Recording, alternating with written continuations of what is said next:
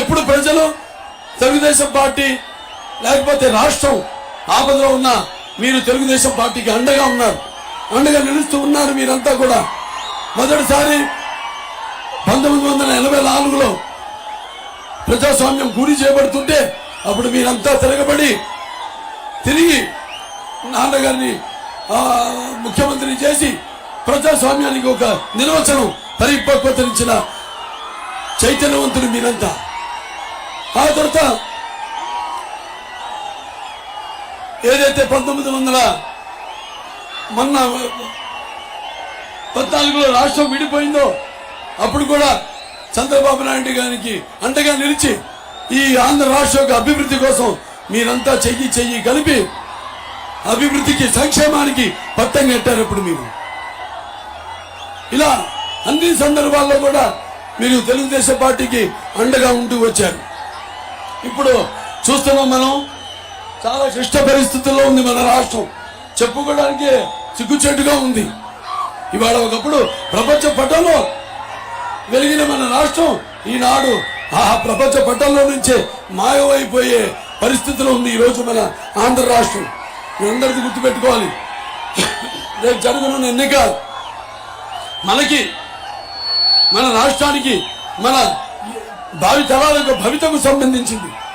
దీంట్లో మీరు తేల్చుకోవాల్సింది ఏంటంటే, మీకు అభివృద్ధి కావాలా, అరాచకం కావాలా, లేకపోతే మీకు సంక్షేమం కావాలా, విధ్వంసం కావాలా, మీకు సుపరిపాలన సమర్థమైన పాలన కావాలా, లేకపోతే రాక్షస పాలన కావాలా, లేకపోతే మీకు స్వర్ణ యుగం కావాలా, చీకటి రాజ్యం కావాలా, మీకు కూల్చడాలు కావాలా, కట్టడాలు కావాలా? మీకు న్యాయ నిర్ణేతలు మీరే. నేను రేపు శ్రీరామనవమి, అందరూ కూడా శ్రీరామనవమి శుభాకాంక్షలు తెలియజేసుకుంటూ, ఎందుకంటే అందులో ఒక డైలాగ్ ఉంది నాది రాముడుగా. నేను అంటాను, ముందు నేను ప్రజా సేవకుణ్ణి, ఆ తర్వాతే రాజునని. ఇక్కడ అలా కాదు, యథ రాజా తథా ప్రజ. యథ రాజాలాగా ప్రభుత్వ సిబ్బంది అయితేనేమి, లేకపోతే వ్యవస్థలు అయితేనేమి అన్ని కూడా నిర్వీర్యమైపోయాయి. ఏదో ఇచ్చిన మాట తప్పని అన్నాడు, మరి రాష్ట్రం అంతా మంట కలిపేశాడు. అలాగే మడమ తిప్పని అన్నాడు, అందరి మెడలు విరిచేశాడు.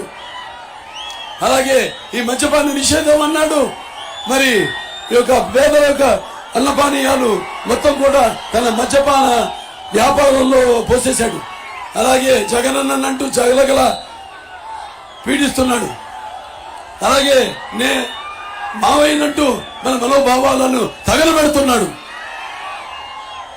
అలాగే ముఖ్యమంత్రినంటూ దినగంత్రి పాలన చేస్తున్నాడు ఈ జగన్. అలాగే నేనుంటే అంటూ, అవును నువ్వు ఉంటే ఎంత దుర్మార్గం, దగా, మోసం ఉంటుందో నిరూపించాడు జగన్. అలాగే దళితులకు అండంగా ఉంటానని చెప్పి వాళ్ళ చావులతో తన ఆఖరి కేకలు ఆర్పుకుంటున్నాడు. మహిళలకి అక్క చెల్లెలు అన్నదమ్ములు అంటూ ఆ అక్క చెల్లెల అన్నదమ్ముల ఆస్తిలో వాటా అడుగుతున్నాడు ఈ జగన్. అలాగే నా అక్క చెల్లెలంటూ వాళ్ళందరూ ఉసురు పోసుకుంటున్నాడు. అలాగే రాజధాని రైతులు వాళ్ళ మెతుకులు రక్తపు గూడులో మార్చాడు. అలాగే నేను ముఖ్యమంత్రిని అంటూ దినగంత్రి పాలన చేస్తున్నాడు ఈ జగన్. అలాగే ఒక నియంత్రుడిలా తయారయ్యాడు, నయవంచకుడిగా తయారయ్యాడు ఈ జగన్.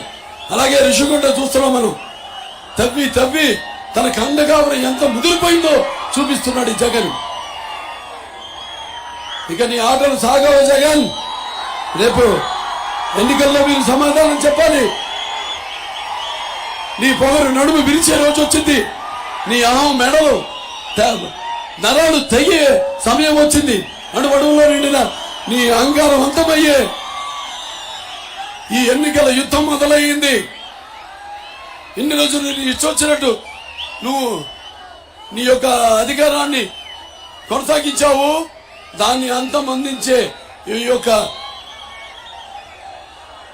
తుఫాను ఏదైతే మనం ఉంటాం చూడటానికి నిశ్శబ్దంగా ఉంటుంది. ఒక్కసారి ఎలలు లేచాయా సునామీ, అటువంటి సునామీ యుద్ధం రాబోతోంది అని మీ అందరికీ తెలియజేసుకుంటున్నాను.